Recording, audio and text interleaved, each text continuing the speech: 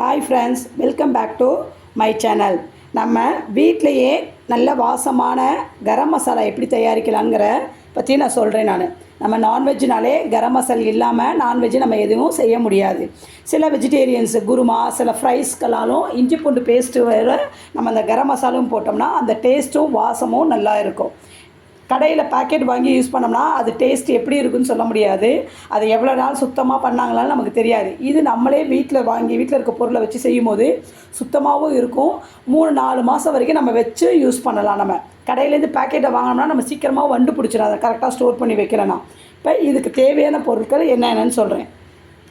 இந்த டேபிள் ஸ்பூனில் 3 ஸ்பூன் மல்லி விதை, ட்ரை மல்லி விதை, 2 ஸ்பூன் சோம்பு, 1.5 ஸ்பூன் மிளகு, அதேமாரி 1.5 ஸ்பூன் ஜீரகம், இது கல்பாசி பூ. இது ஒரு பூ பெருசாக இருந்துச்சுன்னா ஒரு 2-3 பூ எடுத்துங்க. இல்லை ஒரு அரை ஸ்பூன், இந்த அரை டேபிள் ஸ்பூனுக்கு இந்த கல்பாசி பூ. இது ஸ்டாரை உடச்சி எடுத்துருக்கிறேன் நான், ஒரு 1.5 ஸ்பூன் இருக்குது.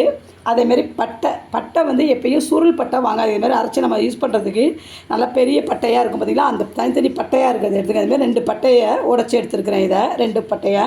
இது வந்து ஜாதிப்பூ இருக்குது பார்த்திங்களா, அது ஜாதிக்காய் மாதிரி ஜாதிக்காயோட ஜாதிப்பூ, ஜாதிபத்திரின்னு சொல்லுவாங்க. இது வந்து கிராம்பு 1.5 ஸ்பூன், ஏலக்காய் ஒரு 10 நம்பர்ஸ், மராட்டி முக்கு ஒரு 6-7, பிரிஞ்சி இலை ஒரு 4, அதேமாரி வர மிளகா ஒரு 7.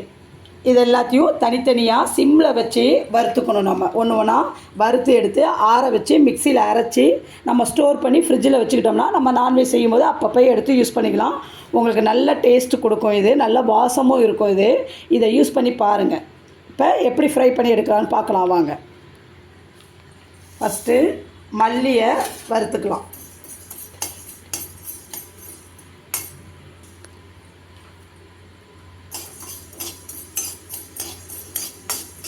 மல்லி வறுக்கும் போது மல்லியோட வாசம் வரும். அந்தமாரி வாசம் வரும்போது நிப்பாட்டிக்கலாம்.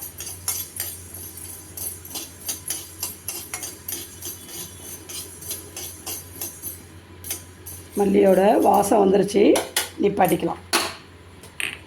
அடுத்து மிளகு போட்டுக்கோங்க.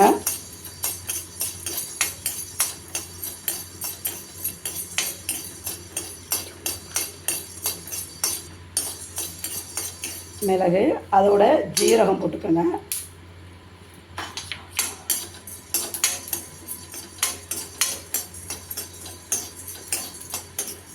மிளகு ஜீரகம்லாம் வறுக்கும் போதே வாசம் வந்துடும். அடுத்து சோம்பு. வெடிக்கிற சத்தம் கேட்குது பார்த்தீங்களா, ஜீரகம் சோம்புலாம் வந்து டப்பு டப்புன்னு வெடிக்கும். இது ஃப்ரை ஆகிடுச்சு. எடுத்து இதேமாரி ஒரு தட்டில் போட்டு ஆறட்டும். ஒரு முரத்துலேயே போட்டு ஆற வச்சுக்கோங்க. அடுத்து ஸ்டார் பூன்னு சொல்லுவோம் இல்லையா, அது ஸ்டாரு. அடுத்து அதோட கிராம்பு போட்டுக்கோங்க.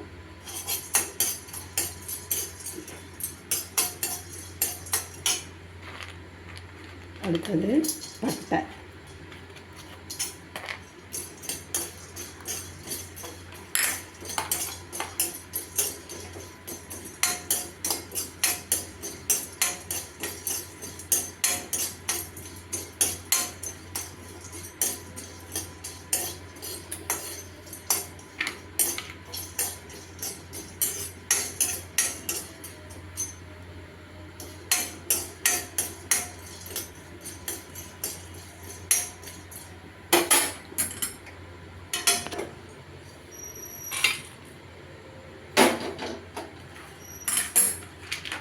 அடுத்தது மராட்டி மொக்கை வறுத்துட்டு மிக்சியில் போடும்போது அதை ஒரு மார்ட்டரில் இடித்து போட்டுங்க. ஏன்னா மிக்சியில் அடிக்கும் போது ரொம்ப சவுண்டு இதாக இருக்கும். மார்ட்டரில் போட்டு இடிச்சிட்டிங்கன்னா மெலிசாக சின்னதாக ஆகிடும். அப்போ மிக்சியில் அடிக்கும்போது ரொம்ப கடமடான்னு சவுண்டு இருக்காது, அடிக்கிறதுக்கு ஈஸியாக இருக்கும் உங்களுக்கு மிக்சியில் போட்டு அரைக்கிறதுக்கு. மராட்டி மொக்கு, அடுத்து ஏலக்காய். மிளகாவை வறுத்ததுக்கு அப்புறம் மிளகாவோட காம்பை எடுங்க. நம்ம இப்போயே காம்பை எடுத்தோன்னா விதையெல்லாம் கீழே கொட்டிடும். அதனால் மிளகாவை எப்பயும் வறுத்துட்டு காம்பை பிச்சுக்கோங்க ஆறின உடனே. ஏலக்காய், அதோட கல்பாசி பூ, பிரிஞ்சி இலை,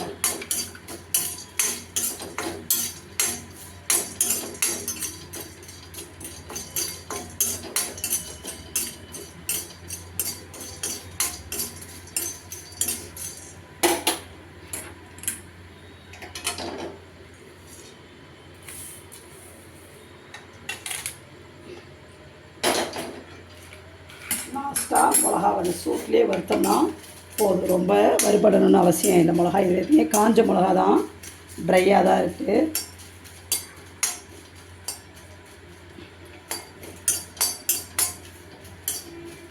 இதை ஆற வச்சு மிக்சியில் பொடிச்சு எடுத்துகிட்டு காமிக்கிறேன்.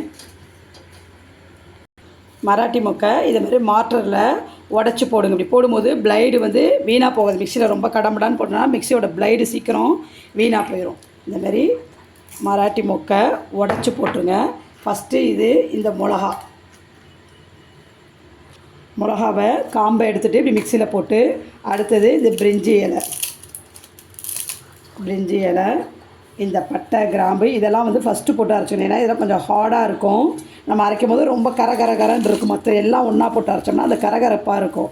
அதனால் இதை ஹார்டாக இருக்கிறதெல்லாம் ஃபஸ்ட்டு மிக்சியில் போட்டு ஒரு அடி அடிச்சுட்டு, அதுக்கப்புறம் இந்த மல்லி, சோம்பு, மிளகு, ஜீரகம், இந்த கல்பாசி பூ இருக்கிறதெல்லாம் போட்டு அரைச்சிக்கலாம். அரைச்சி எடுத்துகிட்டு வரையிருங்க. இந்தமாரி இந்த பட்டை கிராம்பு மிளகா அதெல்லாம் போட்டு அரைச்சிட்டு, அதுக்கப்புறம் இந்த மல்லி, மிளகு, ஜீரகம், சோம்பு இந்த பொருளை போட்டு அரைச்சிக்கலாம். அரைச்சோம்னா எல்லாம் ஈவனாக சாஃப்டாக இருக்கும். இதுமாரி அரைஞ்ச பிறகு தொட்டு பார்த்திங்கன்னா நல்லா சாஃப்டாக இருக்கும். ரொம்ப குறைன்னு இல்லாமல். இது கொஞ்சம் ஆறின உடனே இதேமாரி பாட்டிலில் இல்லை ஏர்டைட் கண்டெய்னரில் நீங்கள் எடுத்து ஸ்டோர் பண்ணி வச்சு